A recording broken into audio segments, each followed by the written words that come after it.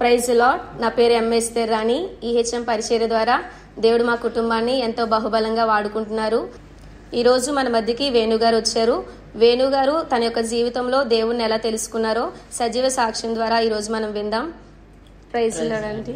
దేవుడు మీ జీవితంలో దేవుణ్ణి మీరు ఏ విధంగా తెలుసుకున్నారో మాతో పంచుకోగలరా? తప్పకుండా పంచుకుంటాను.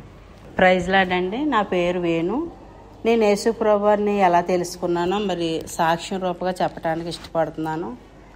నేనైతే విగ్రహారాధన కుటుంబంలోంచి వచ్చానండి. యేసు ప్రభు నిజమైన దేవుడని నాకు తెలీదు. అయితే ఒకప్పుడు ఒక దైవశాఖలు మా ఇంటికి వచ్చి యేసు ప్రభు గొప్ప దేవుడు అని చెప్పాడు. అప్పటికి నేను చాలా కష్టంలో ఉన్నానండి. నేను ఎన్నో ఆర్థికపరమైన ఇబ్బందుల్లో, మరి నా భర్త రుణ బాధల వల్ల నాకు ఎవరు సహాయం చేసిన వాళ్ళు లేక ఏ విధంగా నాకు బతకటానికి ఆస్కారం లేదు మాట అండి. ఆస్కారం లేనప్పుడు నేను ఒకవేళ చనిపోవాలా, ఏం చేయాలి అనేటప్పటికి నాకు ఒక పాప పుట్టిందండి. మా పెద్ద పాప పేరు దేవిశ్రీ. ఆ పాపతో ఉండేదాన్ని. అప్పటికే మా అమ్మగారు మా నాన్నగారు లేరు మాకు. నా భర్త నన్ను చాలా బాగా చూసుకుండేవాడు అండి. ఎంతో ఉన్నతంగా చూడాలని ఆశపడేవారు. దానివల్ల ప్రేమ అయితే ఉండేది, కానీ ఆర్థికపరమైన ఇబ్బందుల వల్ల ఎలా బతకాలని నాకు చాలా భయంకరంగా ఉండేది. అంటే మనశ్శాంతి ఉండేది కాదన్నమాట. నా భర్త బయటికి వెళ్ళినా సరే ఇంటికి వచ్చే వరకు కూడా చాలా టెన్షన్గా, వేదనగా ఉండేది. అలాంటప్పుడు మరి నా భర్తకి తెలిసిన ఒక అతను వచ్చారు. ఆయన పేరు శంకర్రావు గారు అండి. ఆయన వచ్చి మనోహరంగా మరి దేవుని నమ్ముకున్నానమ్మా, నా పేరు మనోహరం అని చెప్పేటప్పుడు నేను అనుకున్నాను, యేసు ప్రభుని నమ్ముకుంటే అంత చక్కగా మనోహరంగా మారిపోతారు. అయితే నా జీవితంలో చాలా కష్టాలు ఉన్నాయి. నేను కూడా యేసుప్రభుని నమ్ముకుంటే నాకు నిజమైన శాంతి, నెమ్మది వస్తాయి. నా కష్టాలు తీరితే నేను యేసుప్రభుని నమ్ముకుంటానని మనసులో అనుకున్నాను. అంతే అండి. అనుకున్న కాడి నుంచి కూడా నా జీవితంలో చాలా మేలు జరిగినాయి అన్నమాట. ఎలా జరిగినాయి అంటే చాలా అద్భుతం. ఏది అనుకుంటే అది జరిగేది. ఉన్నవాడుగా యేసుప్రభు నా కనుపరుచుకున్నాడండి. తర్వాత మరలా నాకు పాప పుట్టింది. ఇంకా పాప పుట్టిన కాడి నుంచి కూడా 21 రోజునే ఆ పాపని మరి పేరు పెట్టి, దేవుడి పేరు ఆశాజ్యోతి అని పెట్టి బయట బహిరంగంగా నా భర్త కూటం పెట్టాడు. ఎందుకంటే మరి యేసు ప్రభు వారు అంత గొప్ప దేవుడు కదా. ఇంత రుచికరంగా నేను చూశాను, అందరికీ తెలియాలని ఆశగోల్ది. కొత్తలోనే నమ్ముకున్న కొత్తలోనే మేము యేసు ప్రభు కూటం పెట్టామండి. పెట్టిన కాడి నుంచి కూడా నా భర్త వ్యాపారం దీవించబడడం, ఆశీర్వదింపబడడం, మాకు ఏ లోటు లేకుండా ఉన్నదండి. ఇంత గొప్ప దేవుడు నేను నమ్ముకున్నాను, నాకు నిజమైన శాంతి దొరికిందని ఒక దినాన్ని నేను సన్నిధికి వచ్చానండి. సన్నిధికి వచ్చేటప్పుడు దేవుడు వాక్యం ద్వారా నాతో మాట్లాడాడు. అమ్మ, నువ్వు ప్రభుని నమ్ముకొని ఉండినట్లయితే నీకు పరలోక రాజ్యం వస్తుంది. అదే నువ్వు నమ్ముకోకుండా చనిపోయినట్లయితే నిత్య నరకం ఉందని ప్రభు నాతో మాట్లాడాడండి. అప్పుడు నాకు చాలా భయం వేసింది అన్నమాట. అయితే చనిపోతే మన నరకానికి వెళ్ళిపోతామా, అయితే నరకం వద్దు, నేను కూడా రక్షణ తీసుకుంటానని మరి ఆశపడి నా భర్తతో చెప్పేటప్పుడు నా భర్త నేను రక్షణ తీసుకున్నామండి.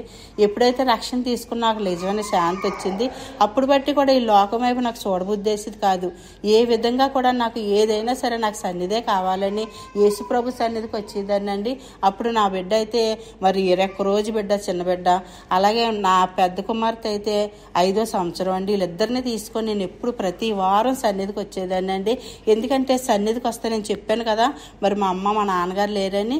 నాకు ఎప్పుడైతే యేసుప్రభు వారి సన్నిధికి వస్తానో ఆ సన్నిధికి వచ్చేటప్పుడు నా పుట్టింటికి వచ్చినట్లుగా ఉండేది మాట. నాకు అంత శాంతి, నా నెమ్మది ఉన్నదప్పుడు నేను ఎప్పుడు కూడా రావాలని ఆశపడేదాన్ని. ఆదివారం అంటే మరి ముందుగానే వచ్చేయాలని ఆశపడేదాన్ని. అలా 2 పిల్లల్ని తీసుకొని నేను చిన్నప్పటి నుంచి పిల్లల్ని మరి సన్నిధిలోకి వచ్చేటప్పుడు నేను వాక్యం ద్వారాగా చాలా నేర్చుకున్నాను.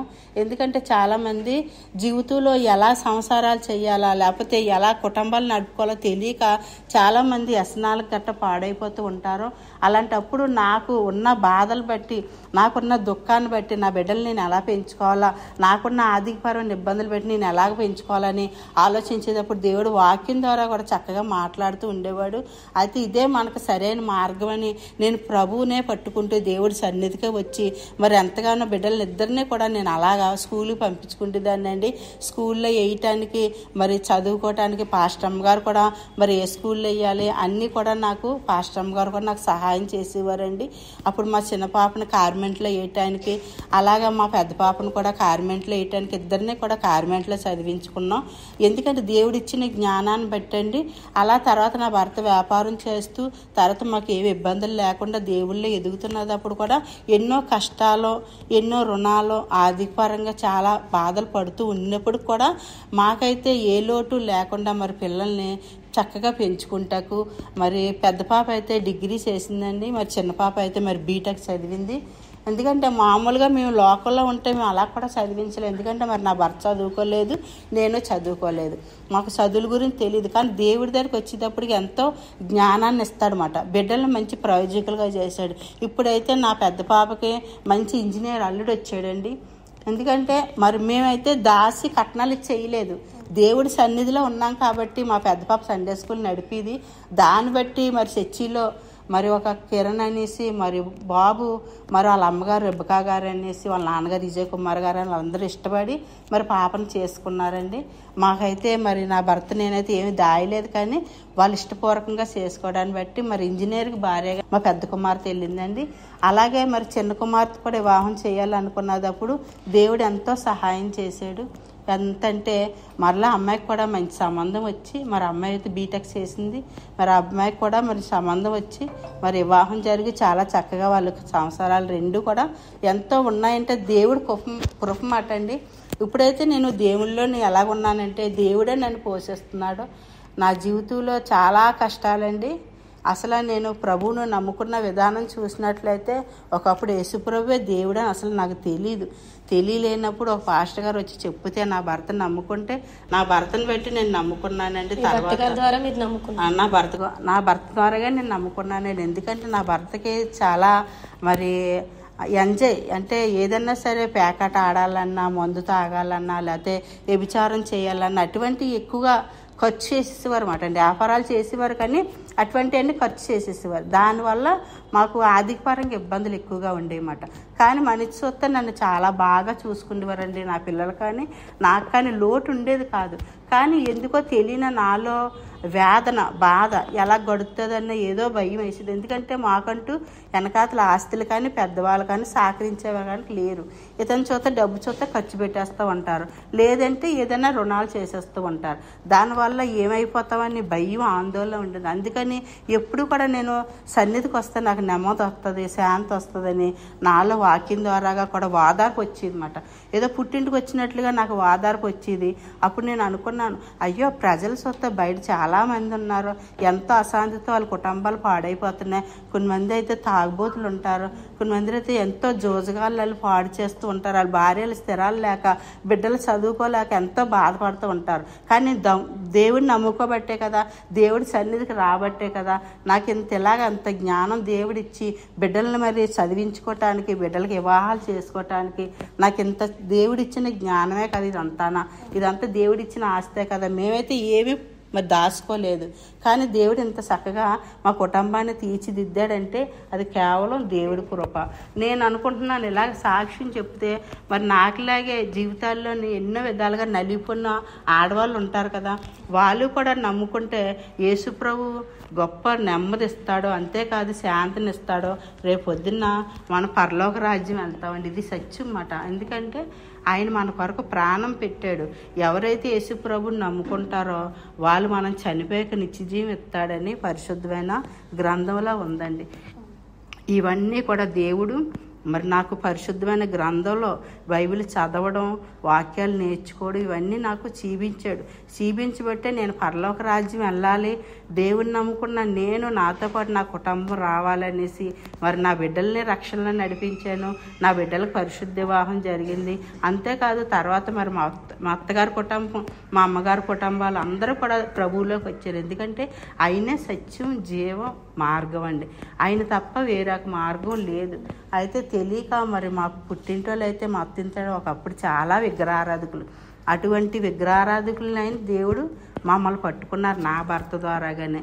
అలాగా మాకు రక్షణ వచ్చిందనమాట అండి. అలాగే ఒకప్పుడు మాకు యేసుప్రభు దేవుడని తెలీదు. ఇప్పుడు తెలుసుకున్న తర్వాత ఇప్పుడు నా బిడ్డలకి చక్కగా మంచి జీవితాలు దేవుడు ఇచ్చాడు. అలాగే నాకు కూడా నెమ్మదినిచ్చాడు. మరి అలాగే నా కుటుంబంలో ఎన్నో మేలు చేశాడు అన్నమాట. ఇప్పటి వరకు మనం వేణు గారు తన యొక్క జీవితంలో దేవుడు ఏ విధమైన కార్యాలు చేశాడో, శాంతికరమైన జీవితంలోనికి దేవుడు వారిని ఎలా నడిపించారో, వారి కుటుంబాల్లోని దేవుడు ఎటువంటి మేళ్లు చేశాడో, ఆమె ఎవరి ద్వారా దేవుని తెలుసుకున్నారో ఆమె సాక్ష్యం ద్వారా మనం విన్నాం. ఇలాంటి ఎన్నో అద్భుతమైన సాక్ష్యాలు మీరందరూ ఈ ఎండి రాజు ఈహెచ్ఎం ఛానల్ చూసి వీక్షించి మీరందరూ రక్షణ పొందాలని కోరుకుంటూ ప్రైజ్ ది లార్డ్.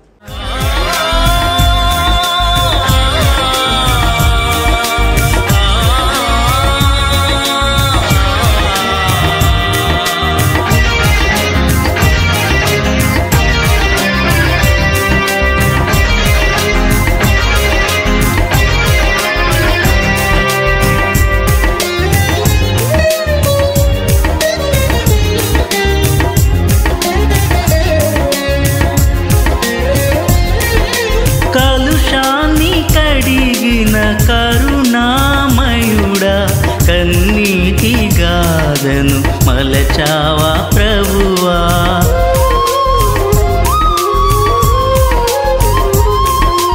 ఈ పేద బ్రతుకును అరచేతులలో చెక్కావు, నిలిపావు నా యేసు ప్రభువా. కలుషాన్ని కడిగిన కరుణామయుడా, కన్నీటి గాథను మలచావా